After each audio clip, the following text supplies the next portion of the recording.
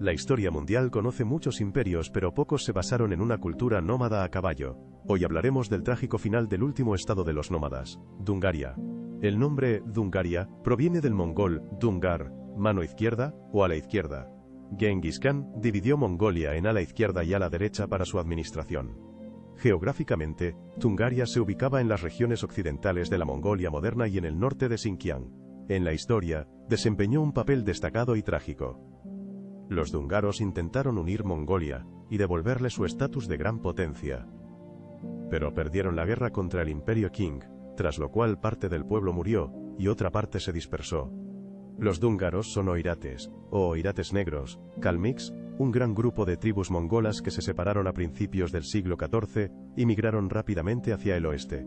Combatieron contra el Imperio Qing, Rusia y las tribus de las estepas, fundando 3 kanatos: Dzungaria, el Kanato Kalmyk y el Kanato Kossuth.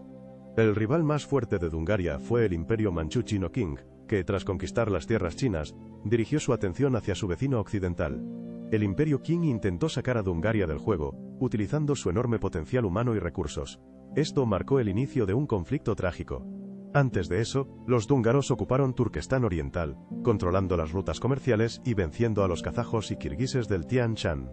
Los dungaros controlaban importantes rutas comerciales y expandían sus territorios, convirtiéndose en una fuerza significativa en Asia Central. Su influencia se extendió desde el desierto de Gobi hasta la región entre los ríos Volga y Don, abarcando vastas extensiones de estepas y llanuras. Después de la derrota, parte de los jungares quedaron en la historia como kalmyks, dispersos por amplias regiones y conservando su cultura. Dungaria se convirtió en el último estado de nómadas, cuya historia es un ejemplo de lucha y tragedia de los pueblos nómadas. Hoy, la memoria de los jungares vive en las crónicas históricas y en la cultura de los pueblos mongoles. La historia de Dungaria nos enseña a valorar la diversidad cultural y a recordar las lecciones del pasado. Los jungares obligaron a reconocer su vasallaje, arrasaron el valle de Ferganá y sometieron las ricas ciudades de Asia Central: Sairam, Tashkent, Shymkent y Taraz. A principios del siglo XVIII, los jungares atacaron las fortalezas rusas en el sur de Siberia, las destruyeron y detuvieron la expansión del imperio ruso hacia el este. Los jungares conquistaron el Tíbet y dejaron allí su ejército, pero pronto fueron derrotados por el ejército del imperio Qing. Los chinos invadieron Dzungaria, pero los jungares lograron la victoria, manteniendo sus territorios frente al avance chino. La clave del éxito de los jungares fue el amplio uso de armas de fuego, lo que fortaleció considerablemente su potencial militar. Al tomar el convoy ruso con prisioneros, en Dungaria se encontraron varios suecos de la batalla de Poltava, uno de los cuales era maestro en fundición de cañones. Un sueco llamado Johann Gustav Renat, y un fugitivo siberiano condenado, establecieron la producción masiva de cañones y morteros en Dungaria. Gracias a su ayuda, el Kanato logró éxitos militares sin precedentes, utilizando reglas europeas de combate y disparos con fusiles. El sueco obtuvo la libertad, y los dungarios lograron victorias sobre los kazajos y kirguises del Tian Shan, gracias a los nuevos conocimientos militares. Los dungarios aprendieron a combinar la astucia y la furia mongolas con las innovaciones militares europeas modernas. Según datos dungarios, a principios de los años 40 del siglo XVIII, tenían varios miles de armas ligeras transportadas en camellos. Las armas pesadas y morteros se contaban por decenas, creando un potente potencial de artillería para el Kanato. Al son de grandes tambores y el rugido de gritos de guerra, los dungarios marchaban al combate, demostrando su poder y disciplina. Los dungarios avanzaban al combate aturdiendo a los kirguises, kazajos y cosacos rusos no acostumbrados a ello. Sus cañones tronaban tanto que parecía que el cielo caía a la tierra. El fin de Dungaria llegó inesperadamente. Después de la Tercera Guerra con el Imperio Qing, comenzó una lucha por el trono en Dungaria, lo que debilitó al Estado. Las tropas Qing rodearon Dungaria con un anillo de 500.000 guerreros. Su táctica, basada en la superioridad numérica, esta vez tuvo éxito. Comenzó la exterminación. Los soldados Qing mataban a todos los que encontraban, capturando aldeas una tras otra y dejando solo cenizas a su paso. Dungaria fue devastada. Hasta el 90% de la población murió, falleció por hambre y enfermedades, o abandonó su tierra natal. Los caminos de Dungaria estaban cubiertos de cadáveres, los ríos se teñían de rojo por la sangre, y el aire estaba lleno de humo de las yurtas en llamas. En la lucha por la herencia de Dungaria, kazajos y kirguises participaron activamente, buscando apoderarse de las tierras abandonadas. Entre 1753 y 1755, los kazajos capturaron más de 10.000 familias de Ili y Emil. En 1757 a 1758, los batirs kazajos atacaron a los kalmucos de Altai. Especialmente famosos fueron los batirs de Naiman, Koksal Barak y el Kipchak Koskarbay, quienes vengaron a los kalmucos por sus incursiones y la derrota de las tropas de Amursana y Abilay.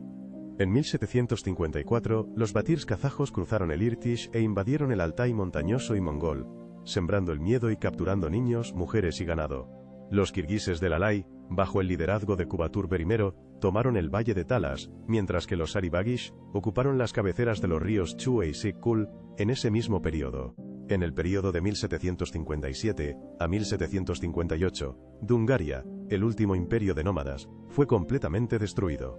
El historiador chino Wei Yuan, que vivió entre 1794 y 1857, escribió que la población de los dungaros en 1755 era de al menos 200.000 yurtas.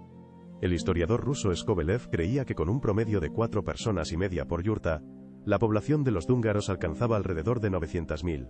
Las pérdidas de los dúngaros pueden representarse así. Los derbetes, que apoyaron a los chinos y no participaron en las rebeliones, sumaban alrededor de 150.000 personas, o el 20%. En Siberia, el norte de Mongolia y el Altai montañoso se salvaron alrededor de 60.000 zúngaros, y en la misma Dungaria, alrededor de 40.000.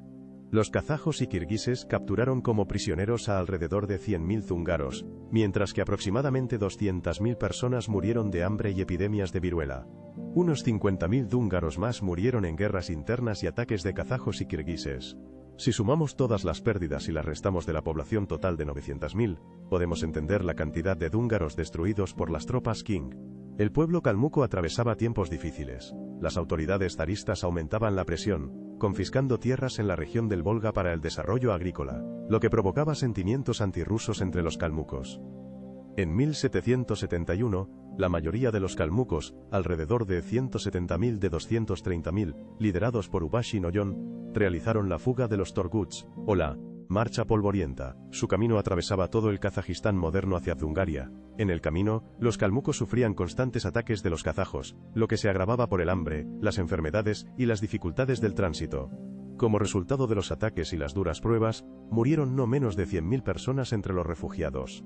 Los sobrevivientes fueron aceptados por las autoridades Qing y asentados en las antiguas tierras de Dungaria. Algún tiempo después, una parte de los refugiados, descontentos con los altos impuestos y las duras obligaciones, intentó regresar a Rusia, pero pocos lo lograron.